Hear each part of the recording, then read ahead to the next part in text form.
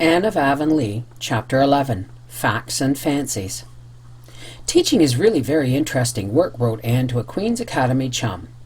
Jane says she thinks it's monotonous, but I don't find it so.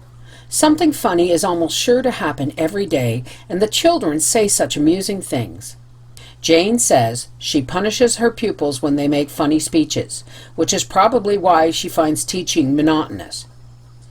This afternoon, little Jimmy Andrews was trying to spell speckled and couldn't manage it. "Well," he said finally, "I can't spell it, but I know what it means." "What?" I asked. "St. Clair Donnell's face, miss." St. Clair's face is very much freckled, although I try to prevent the others from commenting on it. For I was freckled once, and well I do remember it. But I don't think St. Clair minds. It was because Jimmy called him St. Clair that St. Clair pounded on him on the way home from school. I heard of the pounding, but not officially, so I don't think I'll take any notice of it. Yesterday I was trying to teach Lottie Wright to do addition. I said, if you had 3 candies in one hand and 2 in the other, how many would you have altogether? "A mouthful," said Lottie. And in the nature study class, when I asked them to give me a good reason why toads shouldn't be killed, Benji Sloan gravely answered, "Because it would rain the next day." It's so hard not to laugh, Stella. I have to save up all my amusement until I get home. And Marilla says it makes her nervous to hear wild shrieks of mirth proceeding from the east gable without any apparent cause. She says a man in Grafton went insane once, and that was how it began. Did you know that a Thomas A. Becket was canonized as a snake? Rose Bell says he was. Also, that William Tyndale wrote the New Testament. Claude White says a glacier is a man who puts in window frames. I think the most difficult thing in teaching, as well as the most interesting, is to get the children to tell you their real thoughts about things. One stormy day last week, I gathered them around me at the dinner hour and tried to get them to talk to me just as if I were one of themselves. I asked them to tell me the things they most wanted. Some of the answers were commonplace enough, dolls, ponies, and skates. Others were decidedly original. Hester Bolter wanted to wear her Sunday dress every day and eat in the sitting room. Hannah Bell wanted to be good without having to take any trouble about it. Marjorie White, age 10, wanted to be a widow. Questioned why, she gravely said that if you weren't married, people called you an old maid, and if you were, your husband bossed you. But if you were a widow, there'd be no danger of either. The most remarkable wish was Sally Bell's. She wanted a honeymoon. I asked her if she knew what it was. She said she thought it was an extra nice kind of bicycle, because her cousin in Montreal went on a honeymoon when he was married, and he always had the very latest in bicycles. Another day I asked them all to tell me the naughtiest thing they had ever done. I couldn't get the older ones to do so, but the 3rd class answered quite freely. Eliza Bell had set fire to her aunt's carded rolls. Asked if she meant to do it, she said, not altogether. She just tried a little end to see how it would burn, and the whole bundle blazed up in a jiffy. Emerson Gillis had spent 10 cents for candy when he should have put it in the missionary box. Annetta Bell's worst crime was eating some blueberries that grew in the graveyard. Willie Whitehead slid down the sheep house roof a lot of times with his Sunday trousers on, but I was punished for it because I had to wear patched pants to Sunday school all summer. And when you're punished for a thing, you don't have to repent for it, declared Willie. I wish you could see some of their compositions. So much do I wish that I'll send you copies of some written recently. Last week I told the 4th class I wanted them to write me letters about anything they pleased, adding by way of suggestion that they might tell me some place they had visited or some interesting thing or person they had seen. They were to write the letters on real notepaper, seal them in an envelope, and address them to me, all without any assistance from other people. Last Friday morning I found a pile of letters on my desk, and that evening I realized afresh that teaching has its pleasures as well as its pains. Those compositions would atone for much. Here is Ned Clay's, address, spelling, and grammar as originally penned. Miss Teacher Shirley, Green Gables, P.E. Island. can birds. Dear teacher, I think I will write you a composition about birds. Birds is very useful animals. My cat catches birds. His name is William, but Pa calls him Tom. He is all striped, and he's got one of his ears froze off last winter. Only for that, he would be a good-looking cat. My uncle has adopted a cat. It has come to his house one day and wouldn't go away, and Uncle says it has forgotten more than most people ever knowed. He lets it sleep on his rocking chair, and my aunt says he thinks more of it than he does of his children. That is not right. We ought to be kind to cats and give them new milk, but we ought not to be better to them than our children. This is all I can think of, but no more at present. From Edward Blake Clay. St. Clair Donnell's is as usual short and to the point. St. Clair never wastes words. I do not think he chose the subject or added the postscript out of malice or forethought. It's just that he has not a great deal of tact or imagination. Dear Miss Shirley, you told us to describe something strange we have seen. I will describe the Avonlea Hall. It has 2 doors, an inside one and an outside one. It has 6 windows and a chimney. It has 2 ends and 2 sides. It is painted blue. That's what makes it strange. It is built on the Lower Carmody Road. It is the most important building in Avonlea. The others are the church and the blacksmith shop. They hold debating clubs and lectures in it and concerts. Yours truly, Jacob Donnell. P.S. The hall is very bright blue. Annette Bell's letter was long, which surprised me, for writing essays is not Annetta's forte, and hers are generally as brief as St. Clair's. Annetta is a quiet little puss and a model of good behavior, but there isn't a shadow of originality in her. Here is her letter. Dearest teacher, I think I will write you a letter to tell you how much I love you. I love you with my whole heart and soul and mind, and with all there is of me to love, and I want to serve you forever. It would be my highest privilege. That is why I try so hard to be good and learn my lessons. You are so beautiful, my teacher. Your voice is like music, and your eyes are like pansies when the dew is on them. You're like a tall, stately queen. Your hair is rippling gold. Anthony Pye says it's red, but you needn't pay any attention to Anthony.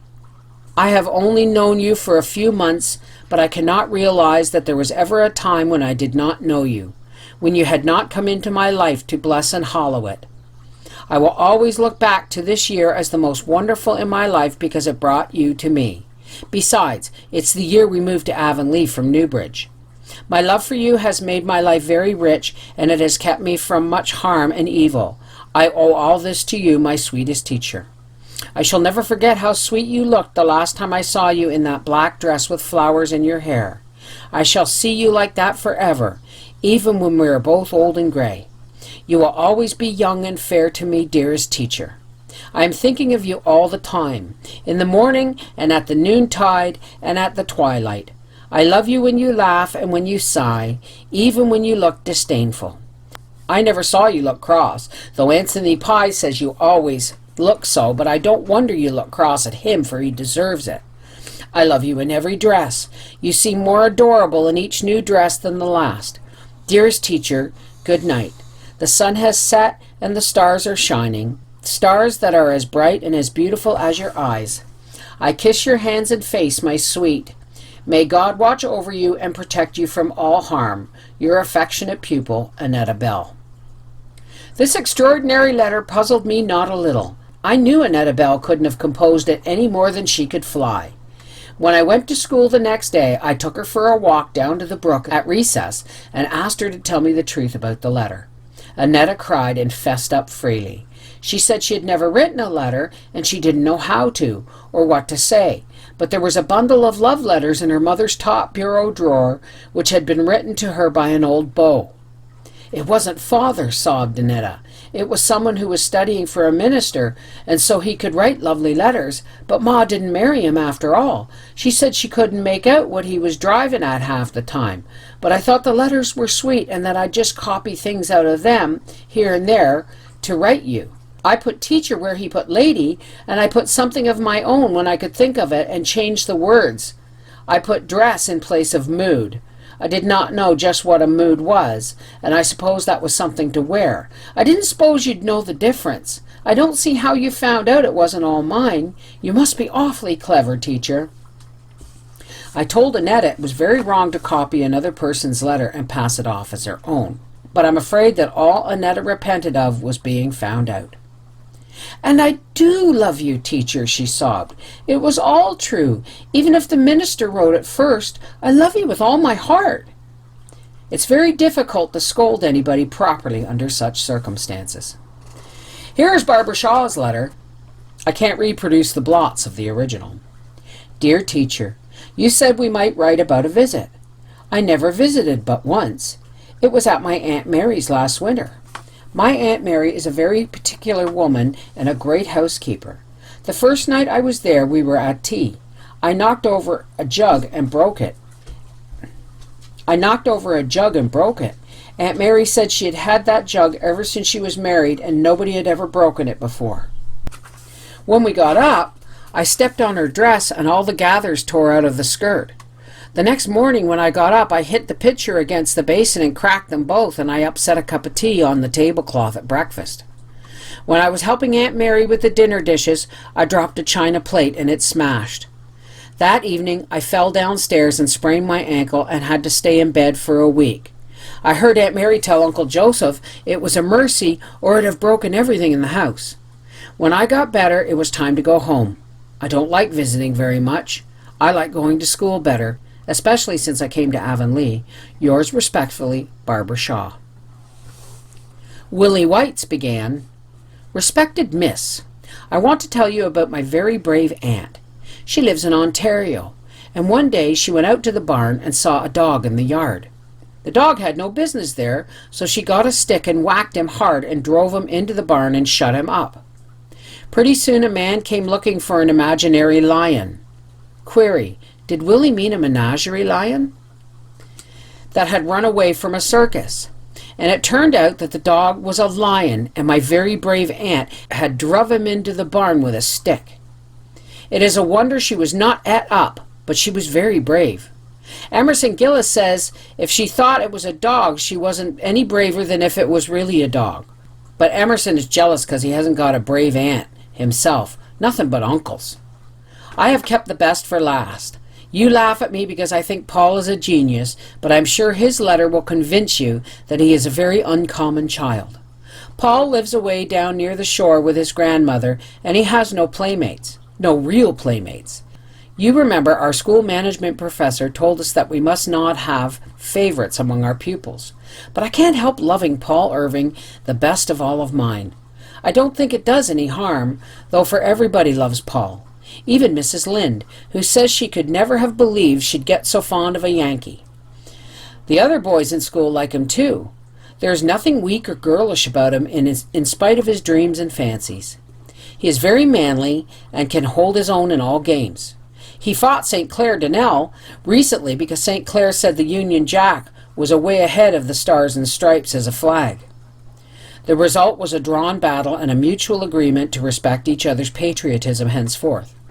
St. Clair says he can hit the hardest, but Paul can hit the oftenest. Paul's letter. My dear teacher, you told us we might write you about some interesting people we knew. I think the most interesting people I know are my rock people, and I mean to tell you about them. I have never told anybody about them except Grandma and Father, but I would like to have you know about them because you understand things. There are a great many people who do not understand things, so there is no use in telling them. My rock people live at the shore. I used to visit them almost every evening before the winter came. Now I can't go till spring, but they will be there, for people like that never change. That is the splendid thing about them. Nora was the first one of them I got acquainted with, so I think I love her the best. She lives in Andrews Cove, and she has black hair and black eyes, and she knows all about mermaids and water kelpies. You ought to hear the stories she can tell. Then there are the twin sailors. They don't live anywhere. They sail all the time, but they often come ashore to talk to me. They are a pair of jolly tars, and they have seen everything in the world, and more than what is in the world. Do you know what happened to the youngest twin sailor once? He was sailing and sailed right into a moon glade. A moon glade is the tack the full moon makes on the water when it is rising from the sea, you know, teacher. Well, the youngest twin sailor sailed along the moon glade till he came right up to the moon. And there was a little golden door in the moon, and he opened it and sailed right through. He had some wonderful adventures in the moon, but it would make this letter too long to tell them. Then there is the golden lady of the cave. One day I found a big cave down on the shore, and I went away in, and after a while I found the golden lady. She has golden hair right down to her feet, and her dress is all glittering and glistening like gold that is alive. And she has a golden harp and plays on it all day long. You can hear the music any time along the shore if you listen carefully, but most people would think it is only the wind among the rocks. I never told Nora about the golden lady. I was afraid it might hurt her feelings. It even hurt her feelings if I talked too long with the twin sailors. I always met the twin sailors at the striped rocks. The youngest twin sailor is very good-tempered, but the oldest twin sailor can look dreadfully fierce at times. I have my suspicions about that oldest twin. I believe he'd be a pirate if he dared. There's really something very mysterious about him. He swore once, and I told him if he ever did it again, he needn't come ashore to talk to me, because I'd promised Grandmother I'd never associate with anybody that swore. He was pretty well scared, I can tell you, and he said if I would forgive him, he would take me to the sunset.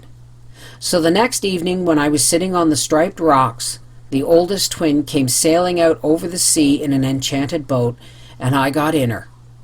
The boat was all pearly and rainbowy, like the inside of the mussel shells, and her sail was like moonshine. Well, we sailed right across to the sunset. Think of that, teacher. I've been in the sunset. And what do you suppose it is? The sunset is a land all flowers, like a great garden, and the clouds are beds of flowers.